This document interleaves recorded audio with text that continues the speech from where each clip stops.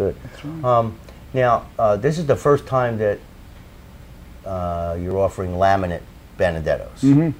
Okay, and you showed me the process, or Howard Paul showed me the process yesterday. You explained it to me about, so this isn't just ordinary laminate wood. No, it's musical instrument grade wood that is sliced into thin veneers and then laminated to either a top or a back. Right, because there's very little difference. Well, no, there's a difference in sound between the laminate and the arched and the carved. the carved. Yeah. But I'm surprised at how good the laminate guitar sounds.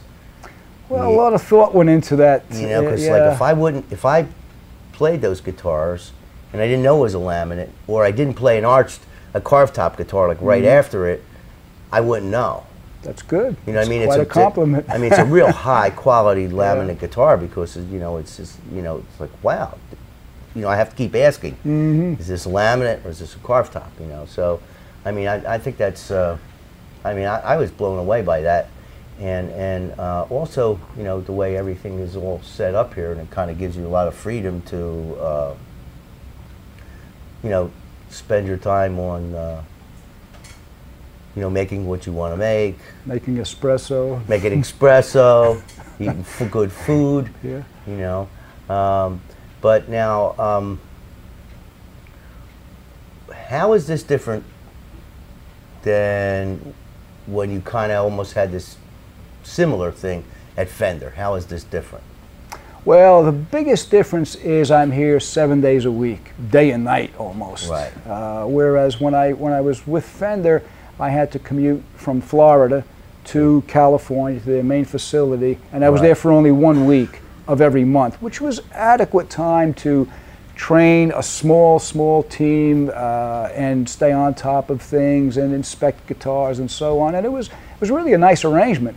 They had good people over there, and they made great guitars.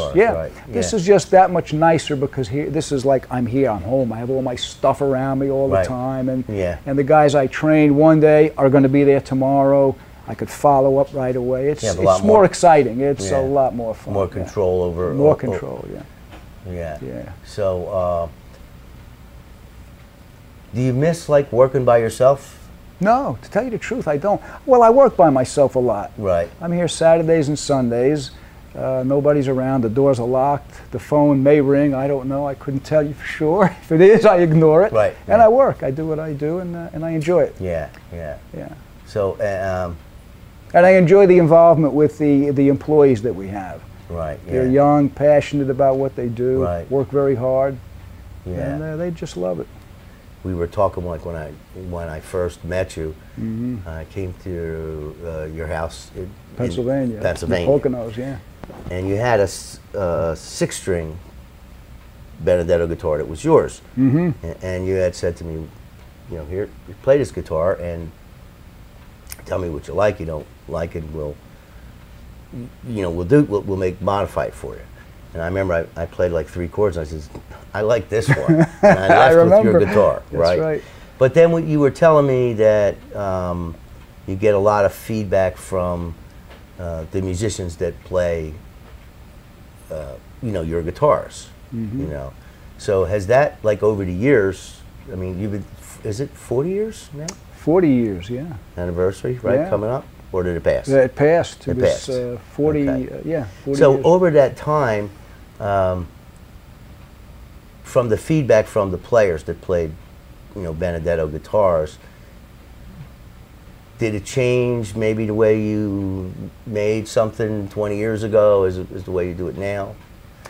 Well, you know, it's an interesting question because the feedback I used to get when in the very beginning was the same feedback in a way that I got over the years, which made my job a lot easier because I only had one goal, and that was to make a jazz guitar the way me and the small community of jazz players want it to play and feel and sound, and so we were all always on the same page. It was kind of easy in that regard, but it did take years and years to develop the voice where I really was happy with what I was getting. Yeah.